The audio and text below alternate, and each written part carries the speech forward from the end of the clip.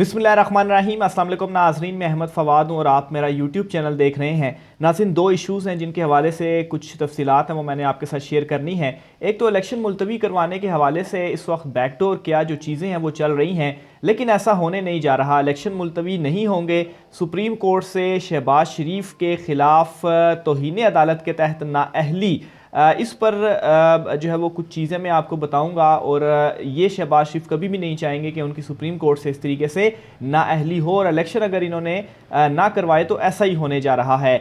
दूसरे नंबर पर नाज़रीन, मोहसिन नकवी की जानिब से प्रेस कॉन्फ्रेंस की गई है। जो ज़िले शाह पाकिस्तान तहरीक इंसाफ के कारकुन शहीद हुए हैं, और ये प्रेस कॉन्फ्रेंस करके उन्होंने मज़ीद ख़ुद को फंसाया है और मज़ीद जो शकूक व शुबहात हैं उनको जन्म दिया है। इस पर भी कुछ तफसीलात हैं वो भी मैं आपके सामने रखूँगा।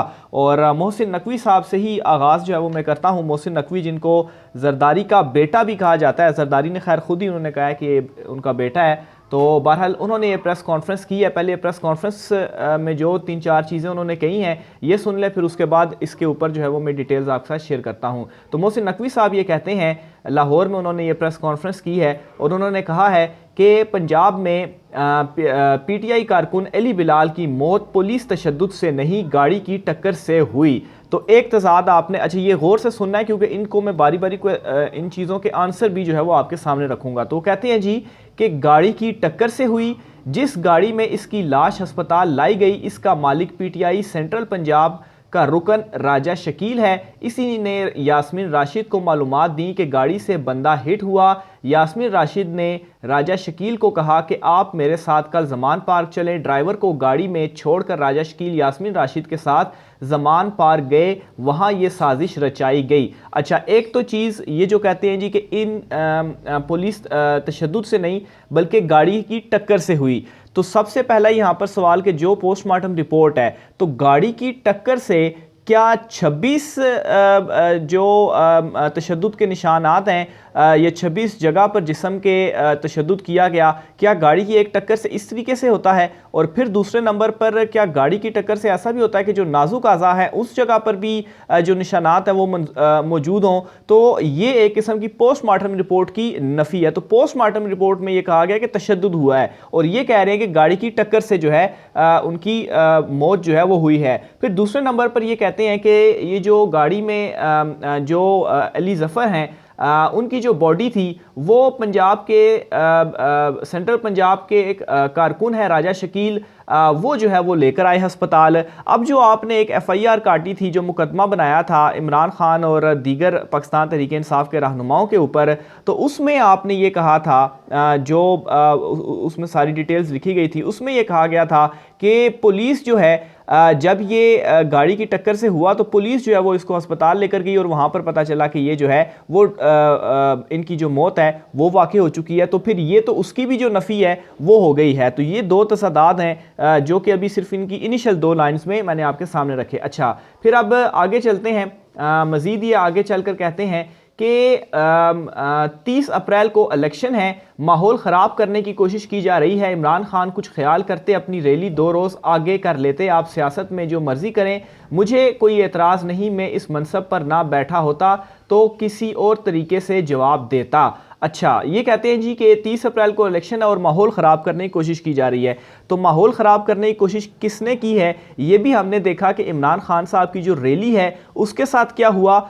रैली इमरान खान साहब ने की, अगर उसके ऊपर दफ़ा 144 आपने नाफज की। अच्छा, पहले जो वज़ीर इत्तलात थे निगरान पंजाब के, वो आकर टीवी पे कहते हैं कि 7 दिन के लिए दफ़ा 144 नाफिज है और PSL मैचेस की वजह से नाफिज है।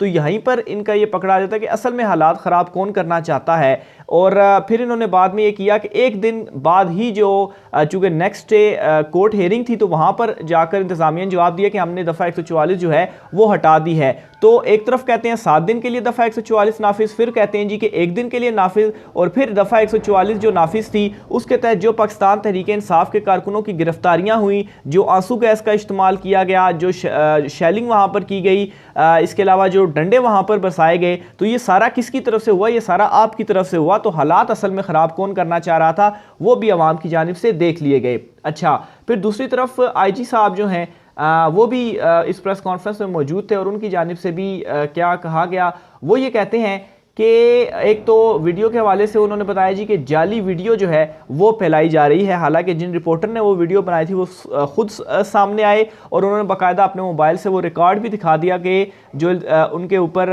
ये इल्ज़ाम लग रहा था कि ये वीडियो जब जेल भरो तहरीक थी उस वक्त किया, तो उन्होंने पूरा वो रिकॉर्ड भी दिखा दिया कि ये देख लें कि ये वीडियो चूँकि मोबाइल में ऑप्शन मौजूद होता है कि इस दिन को इस वक्त पर जो है वो मेरे मोबाइल से बनाई गई थी, तो वो खुद भी सामने आया और उन्होंने भी कहा कि ये उसी दिन की वीडियो है। तो एक तो ये यहाँ से इनका झूठ पकड़ा गया कि झूठी वीडियो जो है वो फैलाई जा रही है। फिर दूसरे नंबर पर वो कहते हैं कि काले रंग की गाड़ी सर्विसेज अस्पताल आने की वीडियो रिपोर्ट हुई है। बिलाल की लाश 6:52 पर सर्विसेज अस्पताल में छोड़ी गई। गाड़ी 31 कैमरों की मदद से GPS की मदद से वारिस शाह रोड से बरामद की गई। अच्छा, अब यहाँ पर सबसे बड़ा जो सवाल है ये आईजी साहब खुद ही छोड़ जाते हैं और वो ये है कि अगर आपने 31 कैमरों की मदद से जो गाड़ी थी उसको बरामद कर लिया है, तो जो आप ये कह रहे हैं कि ये गाड़ी की टक्कर से अली ज़फ़र जो है इनकी मौत हुई, तो उसकी अभी तक आपने पूरे शहर से कोई ऐसी जो वीडियो है कैमरे की या वहाँ से आपने जो है वो कोई कैमरे चेक नहीं किए या उसकी कुछ ना कुछ आप सबूत फराम कर दें कि नहीं गाड़ी की टक्कर से जो इनकी मौत है वो हुई है। तो ये तज़ाद से भरी जो प्रेस कॉन्फ्रेंस थी जिसमें कुछ भी ये क्लियर नहीं था, इधर से एक चीज़ को पकड़ा जा रहा है, एक चीज़ को उधर से पकड़ा जा रहा है, उसके बरक्स जो चीज़ें सामने आ रही हैं वो कुछ और ही कह रही हैं। तो ये प्रेस कॉन्फ्रेंस करके पंजाब हुकूमत ने मज़ीद जो है वो ख़ुद के ऊपर जो है वो एक बड़ी मुश्किल जो है वो आयद कर दी है। दूसरी तरफ नाज़रीन,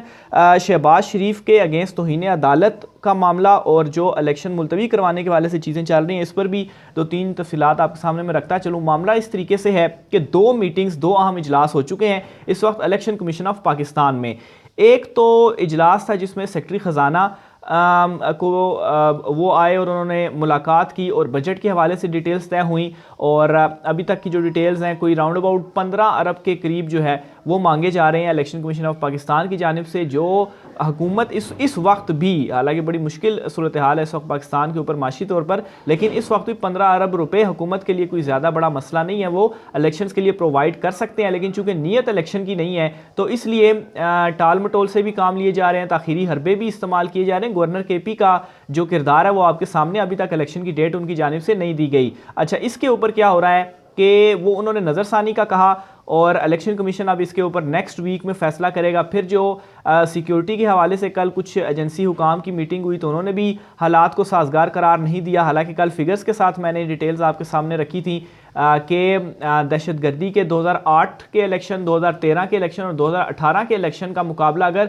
इस वक्त की सूरत हाल से किया जाए तो उस वक्त दहशतगर्दी के वाक़यात ज़्यादा हुए थे, अभी जो है वो फिर चीज़ें कंट्रोल्ड हैं, तो इसलिए सिक्योरिटी का बहाना नहीं बनाया जा सकता। और वो कहते हैं जी कि हम अब हुकूमत से पूछेंगे और सेक्रेटरी ख़जाना भी यही कहते हैं कि हम जो है वो हुकूमत से बजट के हवाले से पूछेंगे क्या कहती है। और हुकूमत ने ज़ाहिर सी बात है यही कहना है कि हम जो है वो इस वक्त इस सिचुएशन में नहीं है कि जो पैसे हैं वो हम आपको दे सकें। लेकिन इसमें होगा क्या, ये सुप्रीम कोर्ट ऑफ पाकिस्तान की एक खिलाफ जो उन्होंने फैसला दिया था इलेक्शंस के हवाले से, और ये उसमें करार दिया था कि तमाम जो इदारे हैं वो इलेक्शन कमीशन को की मुआवनत भी करेंगे, उनकी सपोर्ट भी करेंगे। तो अगर शहबाज शरीफ साहब सिक्योरिटी या जो बजट है उससे इनकार करते हैं, क्योंकि अब सारा मामला उसी तरफ चला गया, पहले तो ये इदारों से आप कर रहे थे, अब जो है वो हुकूमत से मुशावरत होकर हुकूमत का जवाब आएगा और फिर वो इलेक्शन कमीशन को दिया जाएगा। तो अगर शहबाज शरीफ इस तरह का कोई स्टेप उठाते हैं तो सीधी सीधी तौहीन अदालत और फिर तौहीन अदालत के तहत जो नाअहली है वो उनकी सुप्रीम कोर्ट से होगी, क्योंकि सुप्रीम कोर्ट का फैसला फिर वो नहीं मान रहे और उन्होंने हर सूरत में जो सुप्रीम कोर्ट ऑफ पाकिस्तान का फैसला है वो मानना ही मानना है। और इस वक्त शहबाज शरीफ ये नहीं चाहते कि उनकी जो इस तरह से तौहीन अदालत और इसके तहत जो नाअहली है वो हो।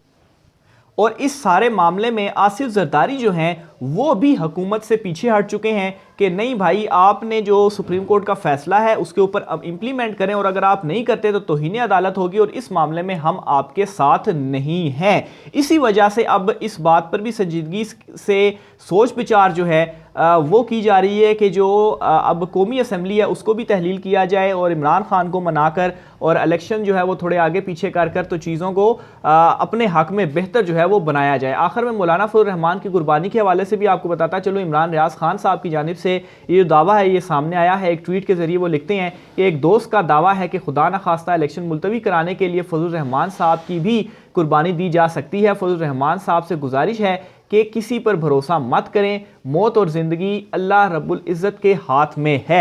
तो इस वाले से खदशात इमरान खान साहब ने भी जाहिर किए थे। इमरान रियाज जो है वो भी खदशात जाहिर कर रहे हैं। इससे पहले भी इस तरह के खदशात जाहिर किए गए कि किसी बड़ी शख्सियत जो है, जिस तरह के राना सनाउल्लाह का पहले नाम सामने आया था कि उनको भी शायद अगर उनका भी कत्ल हो जाता है, मतलब मुबैना तौर पर अभी जिस तरीके से ये दावे जो किए जा रहे हैं, तो इससे यही वेव्स जो हैं वो सामने आ रही हैं। राना सनाउल्लाह या मौलाना फजल रहमान, तो ये एक बड़ी शख्सियत होंगी और इसको बुनियाद बनाकर हो सकता है कि जो इलेक्शंस हैं वो मुलतवी किए जाएं। तो बहरहाल अल्लाह सबकी हिफाजत जो है वो करे। तो बहरहाल ये एक बड़ा दावा है मौलाना फजल रहमान के हवाले से, जो कि इमरान रियाज खान साहब की जानिब से अपनी ट्वीट की शक्ल में जो है वो किया गया है। मज़ीद भी आपके साथ चीज़ें शेयर करता रहूँगा। आज की व्लॉग से मुझे इजाज़त दीजिए। अल्लाह हाफ़िज़।